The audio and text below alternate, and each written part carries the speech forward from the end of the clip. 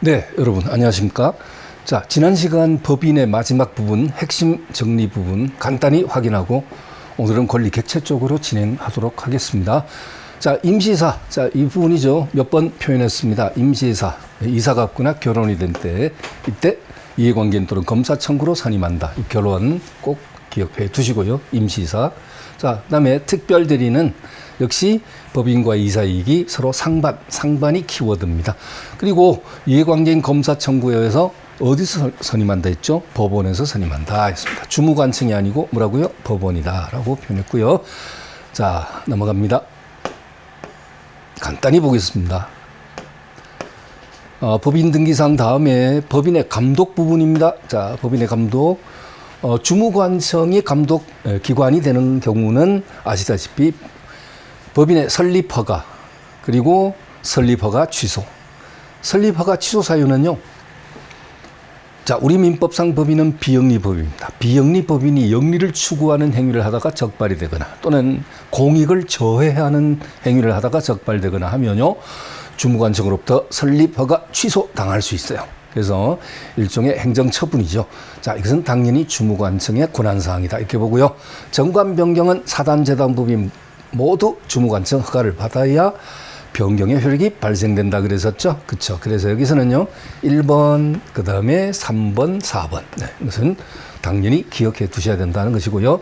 그 다음에 법원이 권한사항으로 포함되어 있는 것은 뭐냐면 여기 임시이사 특별대리인 선임 방금 전에 보셨어요. 이 주무관청이 선임하는 게 아니라 법원에서 선임한다 했고요. 자, 그 다음에 청산인의 선임 해임. 그렇죠. 네. 해산, 청산의 검사, 감독. 이런 것들은 법원의 권한사항이다. 왜 그러냐면 해산, 청산 과정에서 다툼이 벌어질 수 있어요. 그 법인이 대외적으로 가지고 있는 채권을 추심하고 또 대외적으로 지고 있는 채무를 변제하는 과정에서 다툼이 발생될 수 있다. 그러면 그 다툼을 해결할 수 있는 것은 사법기관으로서의 법원이다. 이렇게 볼 수 있죠. 네. 그래서 당연히 주무관청이 아니라 법원의 권한사항이다라는 것 여러분 여기서는 1, 2, 3, 4까지 꼭 기억을 해 두시기 바랍니다. 자, 이렇게 해서 법인에 대한 핵심 정리는 간략히 보도록 하고요. 자, 오늘은 본격적으로 권리객체 부분으로 가도록 하겠습니다. 여러분, 권리객체는 물건을 얘기하는 것이죠. 그런데 자, 우리 시험에서는요. 권리객체하면 우리 민법상으로는요 실정법상의 분류가 있고요. 물건의 분류를 실정법, 그러니까 우리 민법상으로 분류하고 있는 것이 있는데 그것이 바로 부동산과 동산, 주물과 종물, 원물과 과실이라는 분류가 있습니다. 자, 그리고요 실정법상 분류가 아니라 학자들의 학설상 분류가 있어요. 이것을 학문상 분류라고 하는데 또는 강학상 분류 이렇게 표현하는데요. 거기에는 뭐 대체물, 불대체물, 소비물, 비소비물, 단일물, 합성물, 집합물, 특정물, 불특정물 등등, 융통물, 불융통물 등등 여러 가지 분류가 있습니다. 그런데 주로 시험에서는 모든 국가고시에서 출제되어지는 부분은 뭐냐면요. 실정법상 분류해서 출제가 되어진다라고 생각하시면 됩니다. 정확합니다. 한치의 오차 없습니다. 자, 실정법상 분류해서 출제한다고 한다면 그럼 방금 실정법상 분류가 뭐라 그랬죠, 여러분? 부동산과 동산, 주물과 종물, 원물과 과실이라고 그랬어요. 이 세 개 분류인데요. 부동산과 동산은 과거의 객관식 시험에서는 자주 나왔지만 벌써 한 10여 년 전부터는 부동산과 동산의 분류는 거의 출제하지 않고 있어요. 왜냐하면 물권법을 공부하게 되면요. 거기서 아주 깊이 있게 자세하게 공부를 하기 때문에 굳이 총칙에서는 출제를 하지 않는다. 물론 공인노무사 자격시험에서는 물권법이 시험범위에 들어가지 않죠. 그렇다면 총칙 부분에서 출제할 수 있지 않겠는가라고 생각할 수 있지만 역시 중요도가 없습니다. 자, 그렇다면 우리 민법 총칙에서는 노무사 시험도 마찬가지로 실정법상 분류 중에서 무엇이 중요하다? 주물과 종물, 원물과 과실이 중요합니다. 반드시 시험 나옵니다. 아시겠죠? 반드시 시험 나옵니다. 최소 한 문제는 꼭 나오게 돼 있으니까 여러분이 신경 써 주셔야 되겠습니다. 자, 그래서 그 출제를 대비해서 지금부터 또 집중적으로 분석해 들어가도록 하겠습니다. 지금 저와 함께 학습하시는 이 내용을 여러분이 잘 숙지해 두시면요. 결코 빠져나가는 부분은 없을 겁니다. 거의 이 속에서 출제가 된다. 이렇게 보시면 된다는 거죠. 자, 진행하겠습니다. 1번 지문입니다. 임목에 관한 법률에 따라 등기된 임목이나 명인방법을 갖춘 수목의 경우에는 이 1번은요, 부동산과 동산에 관련된 지문입니다. 자, 그래서 이 내용을 보시기 전에 여러분 무엇을 아셔야 되냐면요. 토지에 고착되어 있는 개개 수목은 이것은 별개의 부동산이 아닙니다. 그렇다면 뭐냐면 토지의 정착물이에요. 그러니까 토지의 일부성 부분으로 보는 것이죠. 개개 수목. 그런데 별도로 별개의 부동산으로서 물건으로 취급되는 경우가 있다. 그것이 바로 특별법상 임목에 관한 법률, 우리가 줄여서 약칭 임목법이라고 합니다. 그래서 임목법상 보존 등기를 갖춘 수목 집단은 토지에 고착되어 있지만 그 수목 집단 자체를 분리해서 어떻게 관념상 분리해서 소유권과 저당권의 객체로 삼을 수 있다는 것이죠. 자, 방금 뭐라 그랬죠? 소유권과 저당권의 객체란 것은 토지와 관념상 분리해서 그 수목 집단을 사고 팔 수 있고요. 또 저당권의 객체, 담보 설정의 객체로 삼을 수 있다라는 것입니다. 그러면 또 하나, 특별법상 방금 임목법상 보존 등기 갖춘 수목 집단이라고 했는데 그것이 아니라 이번에는 관습법상 명인방법을 갖춘 수목 집단. 예를 들면 표피를 깎아서 묵스를 해두었다든지 새끼줄을 삥 둘러쳐서 이 과수나무 집단은 아랫마을 홍길동 소유임 이런 식으로 밝혀놓는 이런 모습들을 우리가 뭐라 하냐면요, 관습법상 명인방법이랍니다. 자, 여러분 참고로 그냥 듣고 흘리셔도 무방합니다만은 명인방법이라는 용어는 절대 잊어서는 안 됩니다. 자, 그래서 관습법상의 하나의 공시방법인 명인방법을 갖춘 수목 집단은요, 토지와 관념상 분리해서 사고 팔고 할 수 있어요. 소유권의 객체가 될 수 있습니다. 그런데 임목법상 보존 등기 갖춘 수목 집단처럼 저당권의 객체까지는 안 됩니다. 그 점 조심하셔야 돼요. 그럼 임목법하고 시작되면 소유권과 저당권의 객체가 될 수 있고, 명인방법 소리 나오면요, 소유권의 객체만 될 수 있습니다. 물론 소유권의 객체니까 소유권 이전의 형식을 빌린 담보제도인 양도담보는 가능해요. 점점 깊이 들어가려고 하는데 여러분 자제하겠습니다. 여러분 시험에 출제되지 아니할 부분은 과감하게 언급을 회피하도록 하죠. 자, 됐죠? 자, 그렇다면 1번 지문 다시 확인하겠습니다. 임목에 관한 법률에 따라 등기된 임목, 자, 보존 등기, 임목 등기부에 보존 등기된 것을 말하는 것이죠. 자, 등기된 임목이나, 그 다음에 관습법상의 명인방법, 자, 명인방법을 갖춘 수목의 경우, 여러분, 명인방법이라는 것이요, 잠시 한자를 좀 써보면요, 밝을 명자에 인식시킨다 할 때 인자예요. 그러니까, 밝게 인식시키는 방법, 어떻게? 표피를 깎아서 묵스를 해두거나, 새끼줄을 삥 둘러치거나, 산등성이 올라가는 입구에 목차를 세워서, 입산 금지 이런 식으로 목차를 세워서 이 과수나무 집단의 아랫마을 누구 소유라는 것을 밝혀둔 이런 것들을 명인방법이라 방금 제가 표현한 적이 있었죠. 그래서 자, 한자 뜻대로 잠시 한번 이렇게 뜻풀이 해주시면요, 기억하는데 도움이 될 수 있습니다. 자, 그러면 물론 한글로 100% 출제되는 것은 당연하지만요. 자, 그래서 관습법상 명인방법을 가진 수목의 경우에는 독립하여 거래객체가 된다. 좋습니다. 그러면 끊어서 앞부분은요, 여러분, 앞부분 복수 앞부분은 등기된 임목은 무엇과 무엇의 객체가 된다? 소유권과 저당권의 객체가 된다 그랬고요. 명인방법 갖춘 수목, 이건 관습법상의 공시방법이니까 이것을 갖춘 수목의 집단의 경우에는 무엇의 객체가 된다? 소유권의 객체가 된다. 저당권까지는 안 된다. 그죠? 자, 그래서 어쨌든 이 1번 지문 옳은 지문이 되겠습니다. 자, 그 다음에 2번.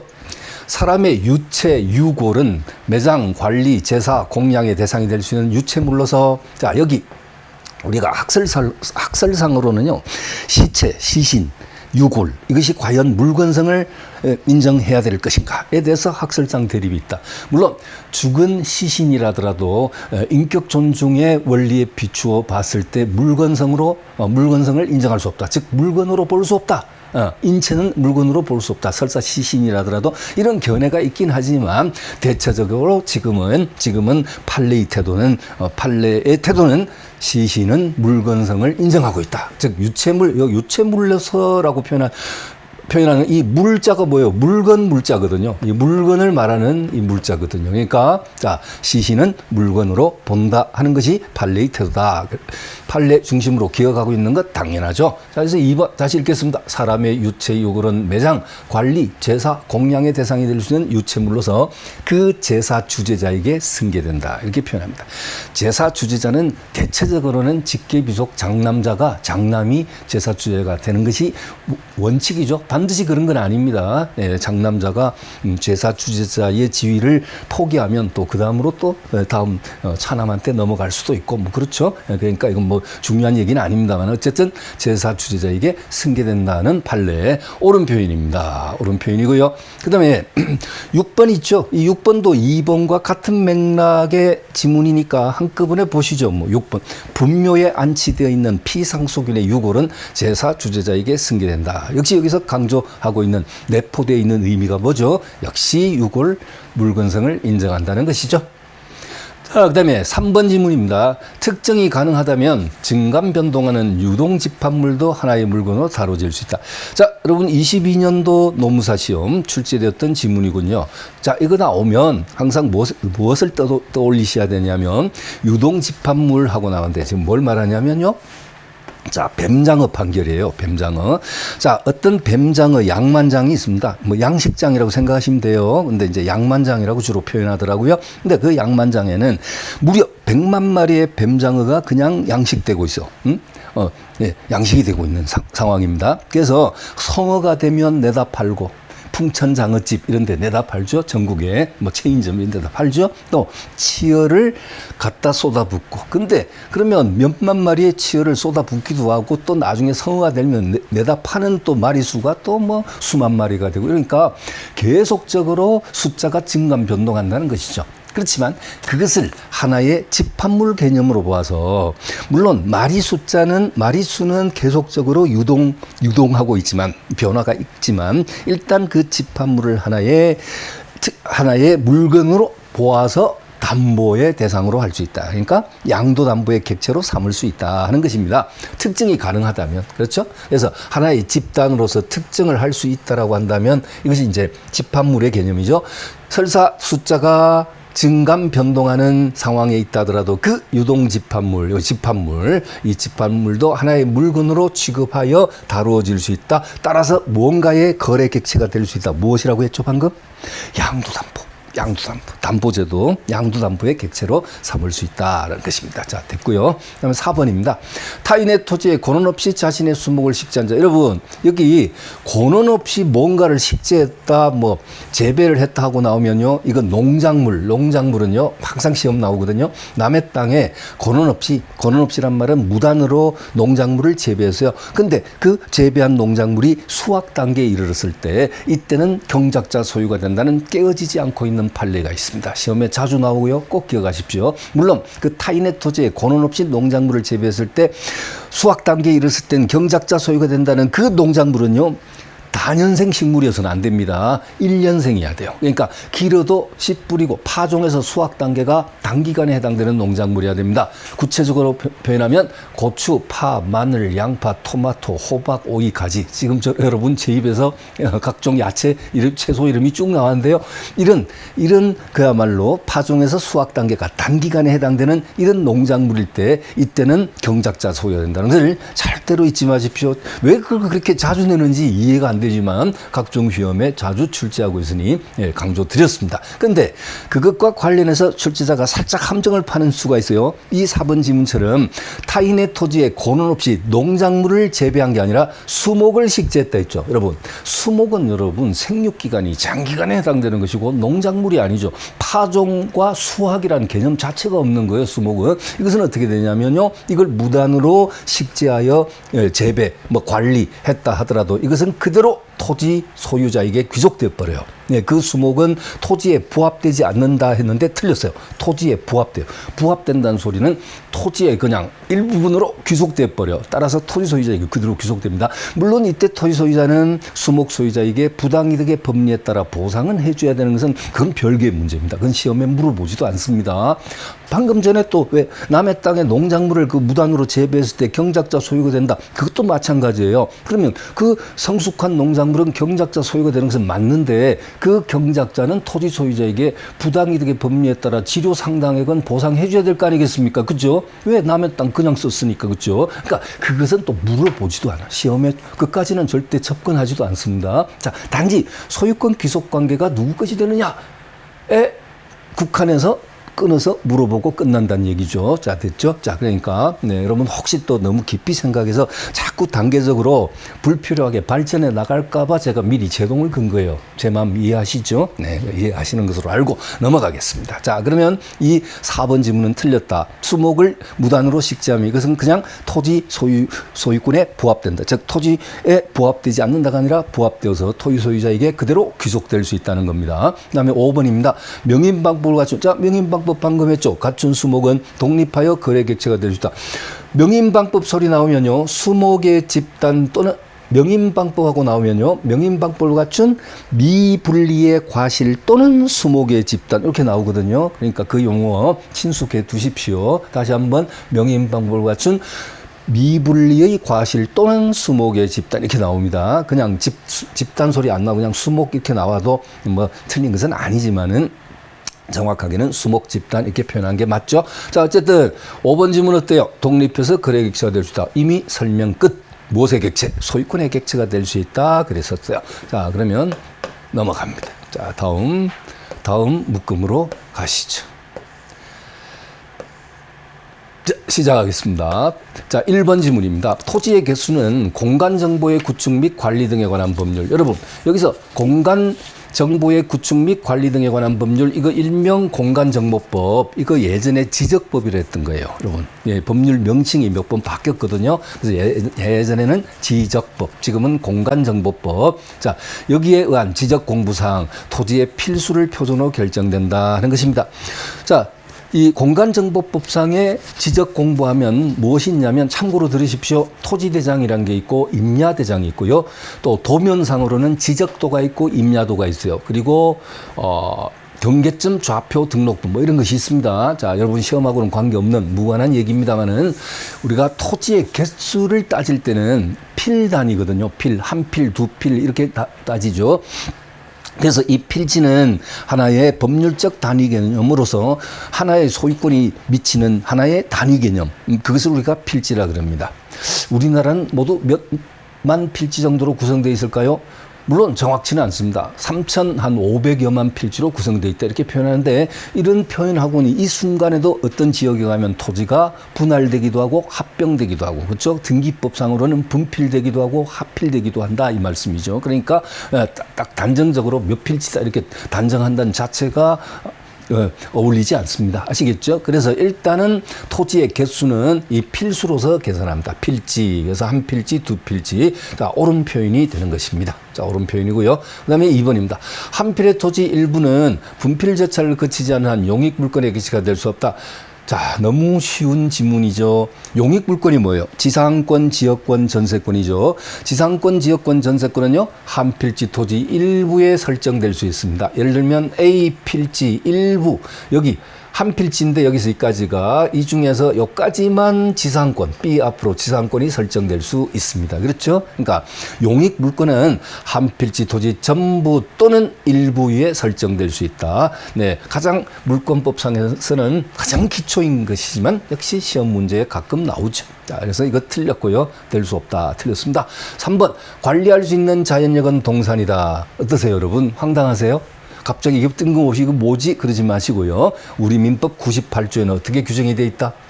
자, 여기 해설 참조하십시오. 물건이라 하면 이렇게 시작됩니다. 우리 민법 98조에는요, 물건이라 하면 유체물 및 전기 기타 관리 가능한 자연력을 말한다라고 규정하고 있는데, 사실은 이 조문이 좀 잘못된 조문이에요. 여러분, 말하자면 이 조문을 그대로 직역하면 어떤 결과가 되느냐면, 물건이라면 유체물 및 하고 했으니까 유체물을 끊고 유체물이면 몽땅 물건이다 이렇게 되죠. 직역하면. 그 다음에 자연력은 전기 기타 관리 가능한 자연력. 그러면 자연력은 관리 가능해야 물건이다라는 것은 아주 바람직합니다. 옳습니다. 근데 유체물은 관리 가능 유무를 떠나서 몽땅 물건이다. 이렇게 직역이 되는 거예요. 그렇지만 사실은 저기 해, 달, 별, 저 바다, 참 넓은 바다, 해양 이런 것들을 분명히 유체물입니다. 분명히 유체물이지만 민법상 물건이 될 수 없어요. 왜냐하면 관리가 안 되거든.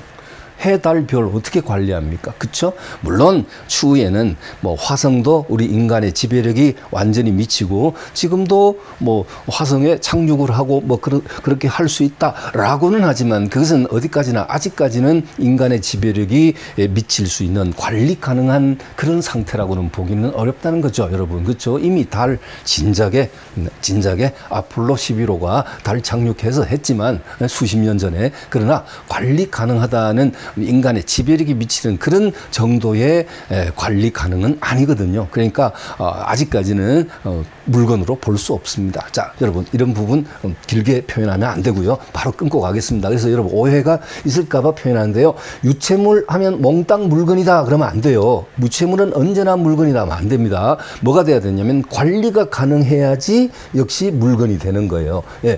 자연력도 관리가 가능해야 물건입니다. 전기, 원자력 이런 것처럼요. 그래야지 우리 민법상 물건이 되는 거예요. 그래서 98조는 조문을 바꿔야 돼요. 앞으로 민법이 개정될 기회가 있으면 저는 이렇게 바꾸어 보겠습니다.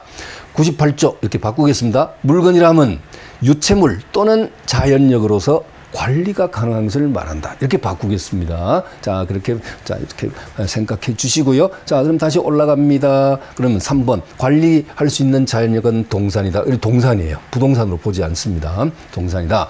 4번. 권한 없이 타인의 토지에서 경작한, 농작물 나왔네요. 농작물도 성숙하여 독립한 물건으로 인정되면 그 소유권은 굳이 명인방법을 갖출 필요 없이 경작자에게 있다. 여러분, 이것도 적시적대 잘 나왔네요. 남의 땅에 무단으로 경작한 재배한 농작물 성숙 단계에 있을 때 경작자 소유가 된다고 방금 전에 여러분 설명 들으셨는데 그렇지만 명인방법은 갖추어야 한다는 식으로 이렇게 또 틀리게 유도를 합니다. 명인방법 갖출 필요 없어요.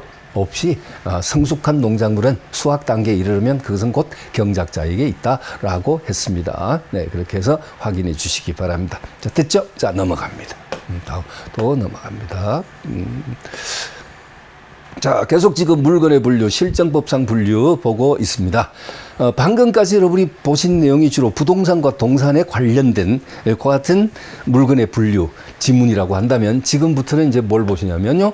주로 주물과 종물, 시험에 집중되죠. 우선 여기, 여러분, 우선 칠판에 보시면은 출제되었던 표기만 우선 한눈에 보시더라도 많은 출제 빈도를 보이죠? 15, 20, 21, 24 노무사 시험 이런 식으로요. 무려 3번 지문 같은 경우에는 보세요. 15, 16, 19, 20, 21, 22, 23 노무사 시험 이런 식으로요. 출제 빈도가 압도적이라는 것을 여러분이 직접 눈으로 확인하실 수 있습니다. 됐죠? 이번 시험에 또다시 반복될 가능성은 유력하다라고 강조드립니다. 자, 시작하죠. 1번. 당사자는 주물을 처분할 때 특약으로 종물을 제외할 수 있고 종물만을 별도로 처분할 수도 있다라고 했는데, 여러분, 이 주물이 처분되면 종물도 운명을 같이 한다. 자, 잠시 후에 주물 종물에 대한 핵심 정리가 나와 있습니다만은, 자, 그 부분 간단히 확인하겠습니다. 자, 미리 여러분은 최소 1회독 이상 기본사항을 공부한 것으로 여기고 그냥 여러분이 좀 어느 정도는 기본을 알고 있다라고 믿고 설명해 보겠습니다. 이 부분은요. 자, 따라서 주물이 처분되면 종물도 함께 처분되어진다. 즉 운명을 같이 한다는 이 종물 이론은 어디까지나 이 규정은 강행 규정이 아니고 임의 규정이에요. 임의 규정이기 때문에 당사자의 특약으로 달리 약정할 수 있습니다. 주물 종물을 분리 처분할 수 있는 약정을 하더라도 무방하다는 겁니다. 그러니까 종물만을 별도로 처분할 수도 있다는 표현은 당연히 옳은 표현이죠. 이해하셨죠? 예, 임의 규정이니까. 2번, 천연과실은 수치할 권리의 존속기간 일수의 비율로 치러간다는데, 이런 것은 눈에 잘 띄지 않습니다. 그냥 맞다, 많이 본 것 같다, 고개 끄덕끄덕 그냥 넘어가면 큰일 나죠. 5번까지 갔는데 답이 안 보여. 다시 당황해서 1번으로 다시 되돌아오면 그때는 시간이 이미 늦습니다. 여러분, 상당 시간을 까먹게 되는 거예요. 그러니까 제가 미리 이 2번 지문은 출제자가 어려운 내용이 전혀 아닌데 여러분을 시간을 갉아먹으려고 빼앗으려고 유도하는 같은 함정에 해당되는 그런 지물이란 걸 꼭 기억하시고 미리 봐두세요. 이거 또 나옵니다. 조심하셔야 돼요. 이거 뭐가 틀렸냐면요. 맞는 것 같지만 틀렸어요. 뭐가 틀렸냐? 천연과실이 아니고 법정과실이에요. 법정과실. 자, 이 뜻, 이거 민법 규정이죠. 여러분, 이 규정은요, 어떤 내용이냐? 자, 간단하게 아주 쉬워요. 예를 들면, 갑이 임대인이고요, 을이 임차인이에요. 근데 이 주택에 병이라는 세입자가 살고 있어요. 병이라는 세입자가 갑의 집에 살고 있고 성급으로 월세 30만 원을 내고 살고 있다. 여러분 듣고 계시죠? 성급이라 그러세요. 미리 들어오는 날 이미 월세를 미리 내고 임대가 시작되는 그런 성급으로 내고 이제 살고 있었는데요. 예를 들면 10월 25일 날 매도인이, 집주인이 등기서류와 목적물, 주택을 인도하고 매수인은 매도인에게, 즉 집주인에게 잔대금을 모두 치르고 그대로 세입자를 안고 사기로 했어요. 자, 여러분 방금 들었습니까? 말로 표현하니까 복잡해 보이지만 좀 쉽게 생각하세요. 집주인이 세입자가 있는 상태에서 그 세입자 있는 상태에서 그대로 그 집을 파는 거예요. 근데 언제 동시에는 장대금 지급하고 목적물 명도하고 하는 것을 언제 하느냐? 10월 25일 날 모두 주고받고 하고 끝내기로 했다 이 말이에요. 그렇죠? 자, 그렇다면 임대인은요, 그러니까 집주인은, 매도인은요, 이 세입자로부터 미리 받아두었던 뭐가 있어요? 월세가 있죠. 차임이 있죠. 얼마 받았어요? 30만 원 있죠. 그 30만 원 미리 받아두었던 월세에서 25만 원은 자기가 가지고 5만 원은 따로 띄어서 누구한테 줘야 돼? 요 매수인. 자, 이 임차인을 안고 매수하는 매수인에게 5만 원, 비록 소액이지만 5만 원 따로 챙겨서 줘야 된단 말이에요. 제 말 이해되시죠? 무슨 소리냐면, 자, 월세 차임은 뭐다? 법정과실이란 말이죠. 법정과실. 이 법정과실은 수취할 권리의 존속기간 일수의 비율로 취득한다. 이래야지 공평하잖아. 그렇죠? 공평하죠. 그런 얘기입니다. 네, 굳이 말하자면 여러분 이해하셨겠지만 10월 20날 명도하고 잔금 받고 하기로 했다면 갑은 20만 원 자기가 취하고 10만 원은 따로 띄어서 병으로부터 받았던 월세 30중 10만 원 따로 띄어서 매수인에게 줘야 된다. 이 뜻입니다. 이해됐죠? 자, 됐고요. 자, 이것은 또 길게 설명하면 안 돼. 시간 아껴야 됩니다. 자, 그래서 천연과실이 아니고 뭐라고요? 법정과실은 수취할 월세, 지료, 집세, 이자 이런 것들을 뭘 한다? 법정과실한다. 그래서 법정과실은 수취할 권리의 존속기간 일수의 비율로 취득한다. 자, 이렇게 돼야 되고요. 2번 그러니까 틀렸죠. 그다음 3번. 주물과 다른 사람 소유에 속하는 물건은 종물이 될 수 없다. 원칙은요. 주물과 종물은 동일 소유자에게 속해야 돼요. 자, 이것도 여러분 출제빈도 방금 같이 확인했잖아요. 그죠? 거의 매년 시험에 출제되고 있었네요. 네, 그렇습니다. 그래서 원칙적으로 소유자가 같아야 돼요. 극히 예외적으로 서로 다른 소유자에게 속하는 극히 다른 경우가 있다고 하는데 그것은 학설 중 일부 견해가 되는 것이니까 여러분 해설에 나와 있으니까 참고만 하시기 바랍니다. 일단 원칙은 주물, 종물 동일 소유자여야 돼요. 4번. 종물은 주물의 처분에 따르므로 종물만을 별도로 처분하기로 하는 약정은 무효이다 했는데 이거 방금 설명드렸죠. 1번 지문과 같은 맥락입니다. 자, 주물이 처분되면 종물도 운명을 같이 한다는 100조 2항의 규정은, 자, 민법제 100조 2항의 규정은 강행 규정이 아니고 뭐다? 임의 규정이다. 그러니까 당사 사이 특약으로 달리 정할 수 있다는 것. 자, 그 다음에 5번 지문입니다. 건물에 대한 저당권 효력은 특별한 사정이 없는 한 그 건물의 소유를 목적하라는 지상권에도 비친다. 네, 도대체 이것은 무엇을 표현하는 것일까? 자, 여러분 지금 설명 한번 들어보시죠. 예를 들면 갑토지의 을이 지상권자예요. 여러분, 이거 지상권으로 나올 수도 있고 아니면 임차권으로 낼 수도 있습니다. 임차권. 자, 로 낼 수도 있습니다. 자, 근데 주로 지상권이 잘 나오니까 지상권으로 할게요. 자, 갑토지의 을이 지상권자예요. 지상권자고, 을이 여기다가 이제 건물을 지었습니다. 남의 땅 빌어서 건물을 지었단 말이에요. 그리고 이 건물을 병에게 저당권을 설정했어요. 자, 병은 뭐다? 건물의 저당권자입니다. 자, 이렇게. 자, 이렇게 됐어요. 근데, 그럼 갑과 을과 병의 지위를 한번 밝혀볼까요? 자, 을에 대한 관계에서는 갑이 뭡니까? 지상권 설정자가 되겠고요. 을은 지상권자가 되고, 그 다음에 건물 지어서 건물을 병 앞으로 저당권을 설정했으니까 을은 건물의 저당권 설정자, 병이 저당권자 이렇게 된 거예요. 자, 이런 상태에서 변제를 하지 못해서 을이 병한테 변제를 못하니까 병이 이제 경매권 행사했죠. 이 건물을 경매에 넣어가지고 A란 자가 이 건물을 경락받았다. 이 건물을 낙찰받았다. 예를 들면 이때 이 A는 건물이라는 소유권, 건물이라는 물건의 소유권을 취득함과 동시에 이 건물의 존재는 원래 건물 소유자였던 을이 밑바닥 토지에 무엇을 갖고 있었죠? 지상권이라는 권리를 토대로 건물을 지어서 소유하고 있었죠. 따라서 이 건물의 경락인 A는 건물이라는 물건의 소유권, 이것은 주된 물건이 되는 것이고요. 그 소유권을 취득함과 동시에 종된 권리인 지상권도 아울러 취득하게 되는 것이다. 이렇게 되는 거예요. 좀 어렵죠, 여러분? 자, 한 번만 더, 좀 까다로우니까 한 번만 더 표현하겠습니다. 자, 갑토지 을이 지상권자고 지상권자가 건물을 지어서 건물을 병 앞으로 저당 설정했고 이때 변제를 하지 못해서 저당권자가 경매권 행사해서 이 건물이 경매 절차의 경락인 A에게 소유권이 넘어갑니다. 자, 그러면 A가 이 건물이라는 것을 취득하게 되면 그 건물의 존재는 결국 건물 소유자가 밑바닥 토지의 지상권을 가지고 있었기 때문에 건물이 존재할 수 있었던 거예요. 따라서 이 지상권이라는 권리도 덩달아 취득한다는 것입니다. 따라서 건물은 주된 물건이 되는 것이고 지상권은 종된 권리가 되는 것이다. 그래서 이 주물, 종물 이론은요, 주물이 처분되면 종물도 운명을같이 한다는 것은 주된 것이 물건이고 종된 것이 권리고 이럴 때도 유추 적용된다. 주된 것이 물건이고 종된 것이 권리. 이럴 때도 유추 적용된다는 거. 예. 그리고 잠시에 나오지만 주된 것이 물건이 아니고 주종이 모두 둘 다 권리일 때도 돼요. 둘 다 권리일 때. 예를 들면 피담보 채권이 이전하면 담보물건도 따라서 이전한다는, 이것은요, 저당권의 그 뭐냐면 수반성이라는데 그것은요, 둘 다 권리예요. 주된 권리, 종된 권리. 자, 그래. 자, 일단 다시 돌아가 봅니다, 여러분. 자, 돌아가 봅니다. 여기서, 자, 지금 5번 지문이에요. 이제 5번 지문 여러분 읽어보면 눈에 확 들어올 겁니다. 자, 건물에 대한 저당권의 효력은, 자, 방금 그 그림 연상됩니까?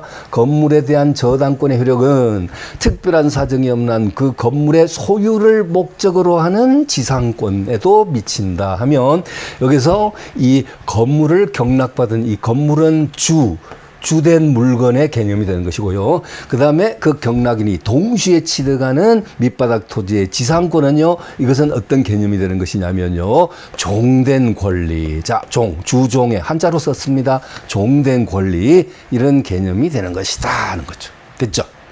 그러면 나 저거 지문에 나오면 방금 그 그림을 연상할 자신이 없는데 그 짧은 시간 내에 그 그림을 방금 어떤 그림? 바로 이 그림 떠올릴 자신이 없는데 싶으시면요, 걱정하지 마시고 5번 지문을 그냥 통으로 암기해버리세요. 자주 나오니까. 아니, 여기 지금 우리 시험은 보시다시피 빈도가 좀 약했네요. 그죠? 2016년도에 나온 적밖에 없지만, 왜냐하면 이게 물권법하고 연계가 돼 있기 때문에 그런 것 같습니다. 노무사에서는 좀 약간 빈도가 떨어졌습니다만 또 나올 수 있어요. 그러니까 주의하자.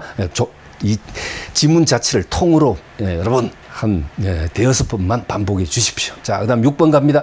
주물 소유자의 사용에 공여되고 있더라도 주물 자체의 효용과 직접 관계가 없는 물건은 종물이 아니다. 주의하세요. 자, 잠시 후에 확인한다고 제가 했죠. 종물이 되기 위해서는 주물의 상용에 이바지 돼야 되고, 상용에 이바지. 그러니까 자물통, 아주 쉽게 자물통과 열쇠, 새와 새장하면 둘 다 주물 종물 관계거든요. 그럼 새장은 새를 가두어 놓기 위해서 있는 거죠. 새가 주물이면 새장은 종물이고, 자물통이 주물이면 열쇠는 종물입니다. 그럼 열쇠는 자물통을 여닫기 위해서 존재하는 것이고, 새장은 새를 가두어 놓기 위해서 있는 것이고, 노는 배를 나가기 위해서 존재하는 것이 노고, 배와 노 할 때, 그렇죠? 그러니까 결국 종물은 주물의 효용에 이바지되는 이바지되는 것이어야 됩니다. 그러니까 효용과 직접 관계가 없는 물건은 종물이 아니다는 옳은 표현이 되는 것이죠. 옳은 표현이 된다는 겁니다. 자, 그러면 또 넘어가 보겠습니다. 자, 이어서 다음 묶음 보겠습니다. 7번입니다. 자, 어떤 어떤 권리를 다른 권리에 대하여 종된 권리라고 할 수 있으려면 종물과 마찬가지로 그 다른 권리의 경제적 효용에 이바지하는 관계. 이것이 바로 방금 종물이 되기 위해서는 주물의 상용에 이바지돼야 한다. 상용, 상시 용도에 이바지돼야 한다. 자, 맞고요. 맞고 또 여러분 요즘 빈도, 출제 빈도 많이 떨어졌어요. 근데 예전에 한 5, 6년 전까지만 해도 각종 시험에 자주 나왔던 거 뭐요? 횟집의 수족관입니다.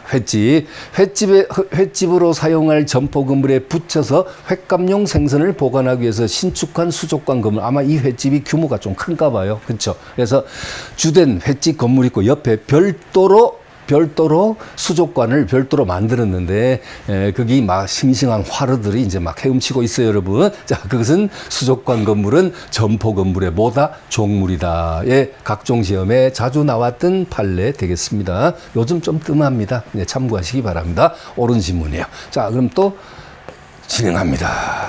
넘어갑니다. 자, 다음 분석 보십시오. 1번. 부동산 이외의 물건은 모두 동산이다. 그렇죠. 부동산과 동산은 부동산 빼면 모두 우리 민법상 부동산은 뭡니까? 토지와 그 정착물. 그리고요. 우리 민법은 토지와 그 정착물을 부동산이라 합니다. 99조에서. 그러면 정착물 중에 독립된 부동산이 될 수 있는 것은 우리 민법상 뭐밖에 없다? 우리 민법상으로는 토지의 정착물 중에 별개의 독립된 부동산으로 취급되는 것은 건물밖에 없습니다. 건물밖에 없어요. 아니, 여러분이 지금 반문을 제기하고 싶어요. 아까 분명히 임목법상 보존 등기를 갖춘 수목집단이나 관습법상 명인방부를 갖춘 수목집단도 별개의 부동산이 된다고 분명히 표현하지 않았습니까? 라고 여러분이 저한테 반문합니다. 그런데 그것은 민법상이 아니라 임목에 관한 법률은 민사특별법, 임목법, 별도 민사특별법이고 명인방법은 이것은 실정법이 아닌 뭐라고요? 관습법상의 공시방법이라고 했죠. 그렇죠? 예, 그러니까 방금 제가 서두에 표현한 것은 뭐냐면 민법상 별개의 부동산이 되는 것은 뭐밖에 없다? 건물밖에 없다는 거. 그것도 기초지만 확인하고 가시기 바랍니다. 그다음에 자, 1번 맞고요. 자, 그다음에 2번입니다. 자, 2번. 임대료는 법정과실에 해당한다. 법정과실은 뭡니까? 법정과실. 물건의 사용대가로 받는 금전 기타 유가물을 법정과실이라 그러죠. 그러면 임대료, 차임, 월세, 지료 뭐 이런 거 다 같은 개념이죠. 예, 이자도 법정과실에 해당한다. 그렇죠? 네, 그래요. 그럼 천연과실은 뭡니까? 천연과실은 물건의 용법에 따라 산출되는 산출물, 천연과실. 젖소에서 짠 우유. 천연과실. 그렇죠. 젖소는 젖자는 게 용법이니까, 그렇죠? 네, 그래서 그런 것은 이제 천연과실. 과수나무에 맺힌 사과, 과일 이런 것들은 천연과실. 자, 그래서 천연과실은 물건의 용법에 따라 산출된 산출물. 법정과실은 뭐라고 했죠? 물건의 사용대가로 취득한 물건의 사용대가로 해서 수취한 역시 유가물 이런 것을 법정과실한다. 자, 그다음에 3번. 법정과실은 수취할 권리의 존속기간일수. 이거 아까 여러분 임대차 관계, 그쵸? 세입자 안고 사는 것 기억나시죠? 그때 이게 아까는 틀린 게 뭐였죠? 천연과실은 하고 시작되었었죠. 네, 법정과실은 하고 시작하니까 맞습니다. 그 다음에 4번. 부동산은 주물뿐 아니라 종물도 될 수 있다. 네, 여러분. 방금 제가 자물통과 열쇠, 새와 새장, 배와 노 이렇게 표현한 것은 모두 동산이죠. 주물종물이. 그런데 주택과 바로 옆에 별채로 떨어진 보일러실. 그러면 여러분 뭡니까? 둘 다 부동산입니다. 주물종물 모두 부동산이죠. 그래서 따라서 주물종물 모두 부동산도 되고 동산도 되고. 그쵸? 자, 옳은 지문이고요. 그 다음에 5번. 임목에 관한 법률에서 임목등기란 수목집사는 토지와 별개의 부동산이다. 이거 중복됐죠? 그럼 시험에 이렇게 자주 나온다는 것이에요, 여러분. 나온 걸 제가 다시 수록한 거 아닙니다. 분명히 뭐가 달라도 다를 거예요. 출제 연도가 다릅니다. 그래서 또 반복됐죠. 넘어가고 6번. 저당권 설정 행위에 저당권의 효력이 종물에 미치지 않는다는 약정이 있는 경우 이를 등기하지 않으면 그 약정으로서 제3자에 대항할 수 없다. 네, 여러분 여기 출제 표기를 한번 보십시오. 2023년 감평이라고 돼 있죠. 감정평가사. 그래서 자, 이 6번은 다분히 물권법에 좀 치우친 지문이에요. 근데 이걸 우리 노무사 시험에 총칙의 권리객체에서 출제했다라고 했을 때 여러분이 출제자를 비난할 수 있느냐? 절대로 비난할 수 없습니다. 왜냐? 민법 총칙의 권리객체의 영역에서 얼마인지 낼 수 있는 거거든요. 그래서 제가 언젠가 여러분, 언젠가가 아니고 여러분 처음 만났을 때 첫 강의 때 이런 표현을 한 거 기억나십니까? 우리는 민법 총칙과 채권법이 시험법이다. 그러나 물권법도 필요에 따라서는 어느 정도는 알아두고 가야 될 부분도 있을 수 있다. 라는 표현을 한 적이 있었죠. 바로 그것이 이런 것 때문이에요, 여러분. 자, 잠시 들어주십시오. 자, 간단하게 표현하겠습니다. 우리 민법 358조. 자, 조문 숫자 암기할 필요 없어요. 358조에는 어떤 규정을 두고 있냐면요. 저당권의 효력은 그 저당 부동산에 부합된 부합물 또는 종물에도 미친다라는 규정이 있어요. 그런 규정이 있습니다. 자, 그런데 그러면 어떤 주물의 저당권이 설정되면요, 설정 당시에는 어떤 종물이 없었어. 그렇지만 주물의 저당이 쉽게 예를 들자, 어떤 전원주택, 시골의 전원주택에 저당이 설정됐는데 그 당시에는 사랑채가 없었습니다. 별채가 없었어. 그런데 그 이후에 별채가 조그맣게 새로 하나 증축이 된 거죠. 이런 경우에는 어떻게 되냐면요, 나중에 특별한 약정이 없으면 그 전원주택, 주된 건물의 경매가 진행되죠? 그러면 종물도 한꺼번에 경매에 넘어갈 수 있다는 거죠. 그렇죠? 그러니까 그 사랑채, 별채도 한꺼번에 경매에 넘어갈 수 있다라는 것입니다. 근데 그것이 바로 358조. 저당권의 효력은 저당 부동산에 부합된 부합물 종물에도 미친다는 것인데, 이 358조가 강행 규정이 아니고 임의 규정이라는 거죠. 임의 규정이기 때문에 애초에 당사자 사이 약정을 어떻게 하느냐에 달린 겁니다. 이러이러한 부분은 저당권 효력이 미치지 않다고 처음부터 제외시킬 수 있어요. 근데 제외시킬 수는 있지만 그걸 뭐 해야 돼? 등기를 해야 돼요. 등기하지 않으면 대항력이 없어요. 대항력이 없다. 자, 그까지 알아야 이 지문의 오역에서 판단이 나옵니다. 그렇죠? 약간 물권법적으로 치우쳤다는 말씀드렸죠. 자, 그러니까 복습할 때는 너무 이렇게 부담 없이 봐주시기 바랍니다. 자, 봅니다. 저당권 설정 행위에 저당권 효력이 종물에 미치지 않는다는 약정이 있는 경우, 약정만 해가지고는 당사 사이에 채권적 효력밖에 없어. 무엇을 해야 돼? 등기를 해야지 제3자에게 대항력이 생깁니다. 따라서 등기하지 않으면 그 약정으로서 제3자에게 대항할 수 없다라는 옳은 표현 되겠고요. 자, 그다음에 7번입니다. 주물종물의 법리는 타인 소유 토지 위에 존재하는 건물의 소유권과 그 건물의 부지에 관한 건물 소유자의 토지 임차권 사이에도 유추 적용될 수 있다. 자, 여러분, 여기 2022 재작년 여러분 시험 문제. 자, 여기 보면 이 7번이 지금 뭐 얘기하는 건지 감 잡으셨어요? 눈치챘어요? 네, 바로 이겁니다. 방금 전에. 여기 칠판에서 갑토지의 을이 지상권자로서 했는데, 지상권 대신에 임차인으로서 이렇게 바꾸면 돼. 임차인으로서 건물을 지어가지고 건물을 병합으로 저당권 설정했다. 그때 저당권자가 경매해서 건물의 소유권이 경락에게 넘어가면 그 건물의 존재를 목적으로 하는 밑바닥 토지의 임차권에도 그 효력이 미친다. 이겁니다, 여러분. 자, 그럼 다시 보세요. 이제 눈에 들어오지 않았습니까? 주물종물 법리는 타인 소유 토지 위에 존재하는 건물의 소유권과 그 건물의 부지에 관한 건물 소유자의 방금 그 을의 밑바닥 토지 임차권 사이에도 유추 적용될 수 있다. 네, 이렇게 나왔죠. 어때요? 옳은 표현이죠. 옳은 표현입니다. 자, 이렇게 설명할 수 있습니다. 자, 다음. 자, 해설이 쭉 나와 있고요. 자, 여기 부동산과 동산에 대한 비교 나오는데, 여러분 이건 참고하시기 바랍니다. 자, 넘어갑니다.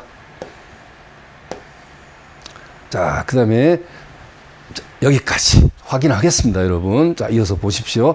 1번, 국립공원의 입장료는 토지 사용의 대가로서 민법상 과실이 되는데, 여러분, 이거 틀렸어요.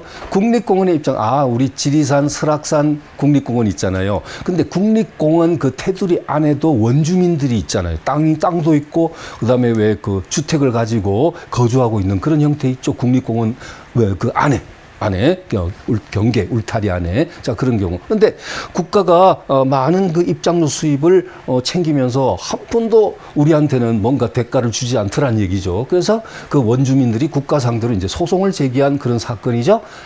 자, 그런데 원주민들이 제기한 것은 뭡니까? 국립공원의 입장료는 분명히 과실이기 때문에 법정 과실, 그 사용 대가로 받는, 공원의 사용 대가로 받는 법정 과실이니까 우리한테도 나누어 줘야 되는 거 아니냐입니다. 일부를. 그렇죠? 근데 대법원 판례가 어떻게 판시했죠? 국립공원의 입장, 이건 여러분 여기 해설 좀 참고하시기 바랍니다, 여러분. 해설 좀 참고하시면요. 밑에 여기 해설에 제가 자세히 기술해 두었습니다. 국립공원의 입장료는 이것은 과실로 보지 못한다. 이것은 수익자 부담의 원칙에 따라 국립공원의 유지 관리 비용의 일부를 공원 입장객에게 부담시키고자 하는 것뿐이다. 그러니까 우리 일반 관람객들이, 그러니까 관광객들이 설악산, 지리산 뭐 이런 경치존 이런 것을 만끽하는 대신에 그 반대급부로 그 대가로 또 관리 비용이 필요하잖아요. 국립공원이 사람들이 많이 왕래하면 또 훼손되기도 하고 산책로도 만들어줘야 되고 보수도 해야 되고 또 각종 뭐겠죠. 유지 비용이 들어가니까 그 유지 비용을 일부를 그 관광객들에게 일부를 부담시키는 그런 의미에 불과한 것이지 이것이 무슨 물건의 사용 대가로 발생되는 과실이다 이렇게 볼 수는 없다는 겁니다. 됐죠? 자, 이렇게만 보고요. 해설을 여러분 참고로 해 주시기 바랍니다. 해설을 참고하시고요. 바로 자, 돌아와서 여기 확인하고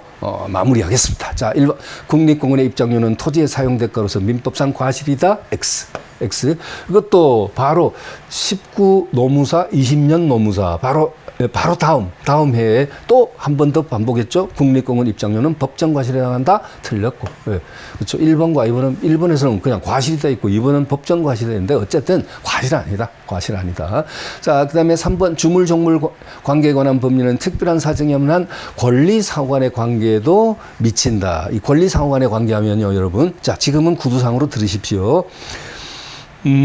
원본 채권이 양도되면 이자 채권도 따라서 양도된다. 이전한다. 이 채권법 가면 나옵니다. 그럼 원본 채권은 주된 권리, 이자 채권은 종된 권리. 그러니까 한 달 100만 원 빌려주고 한 달에 이자 2만 원씩 받기로 했다. 그러면 100만 원 받을 수 있는 채권을 뭐라 그래요? 원본 채권. 그러면 한 달에 이자 2만 원씩 받기로 한 채권을 뭐라 그래요? 이자 채권. 그러니까 원본 채권을 갑이 병에게 양도하면 이자 채권도 병에게 같이 양도되어진다는 이때는 둘 다 뭡니까? 주된 것과 종된 것이 둘 다 주물, 종물, 물건이 아니고 주된 권리, 종된 권리 이렇게 되는 거예요. 아시겠죠? 또 하나 더 있어요.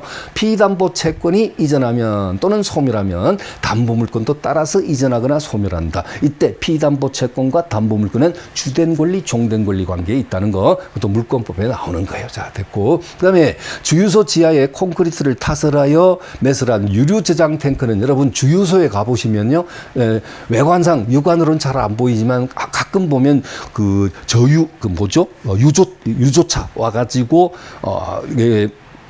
호스를 연결해가지고 땅에다가 박아가지고 뭡니까? 기름 공급하는, 저장하는 그런 모습 볼 수 있습니까? 바로 그 땅 밑에 뭐가 있어요? 유류 저장 탱크가 있는데 이것은요, 종물이다 했는데 틀렸어요.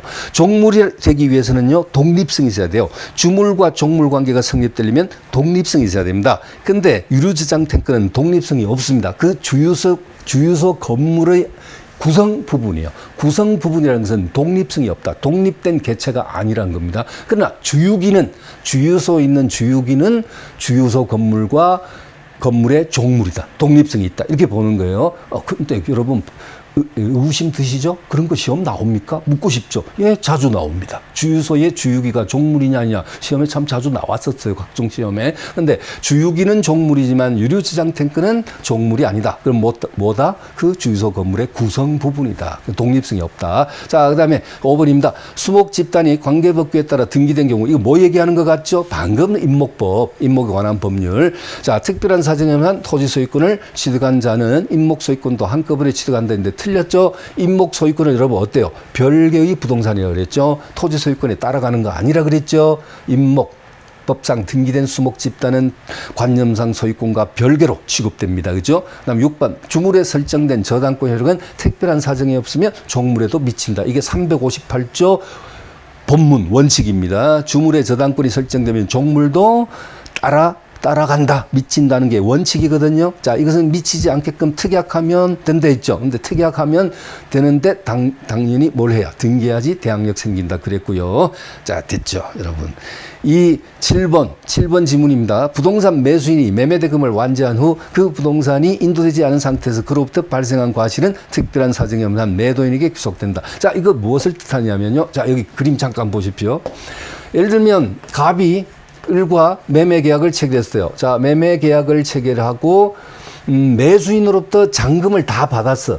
잔금, 계약금 플러스 중도금 플러스 잔금까지 다 받았는데 받았음에도 불구하고 아직 이 인도하지 않고 있어요. 이걸 과수원이라 하자. 그냥 쉽게 여러분 예를 들어서 과수원이라 하자고요. 이 과수원을 아직 인도하지 않고, 그러면 인도하지 않고 있는 이 상황에도 이 과수원에는 많은 과실들이 맺힐 거 아닙니까? 열매가, 그죠? 응? 천연 과실들이 많이 발생될 거죠. 그거 누구 거예요? 그거 매수인한테 넘겨줘야 돼. 어떤 기준으로 잡느냐면 잔대금을 모두 지급받았느냐 안 받느냐. 만약 아직까지 잔금 못 받은 상황이면 매도인의 그 목적물에서 발생한 과실은 여전히 매도인 거예요. 그렇지만 잔금을 모두 지급받았음에도 불구하고 인도하지 않음으로써 발생되는 과실은요, 매수인에게 인도해 줘야 한다, 이전해 줘야 한다. 아시겠죠? 자, 그러면 이거 마지막 지문입니다. 자, 7번 마무리. 부동산 매수인이 매매대금을 완제한 후, 완제했다 했잖아요. 매수인이 완제, 예? 완제했다고 지금 돼 있죠. 완제한 후 그 부동산이 인도되지 않은 상태에서 그로부터 발생한 과실, 천연 과실 이런 것들은 특별한 사정에 의한 매도인에게 귀속된다가 아니고 매수인에게 귀속된다. 매수인한테 넘겨줘야 됩니다. 7번 틀리고 틀렸습니다. 자, 23년 노무사 시험, 자, 이렇게 봤습니다. 이번 시간 여러분 여기까지 보겠습니다. 수고하셨습니다.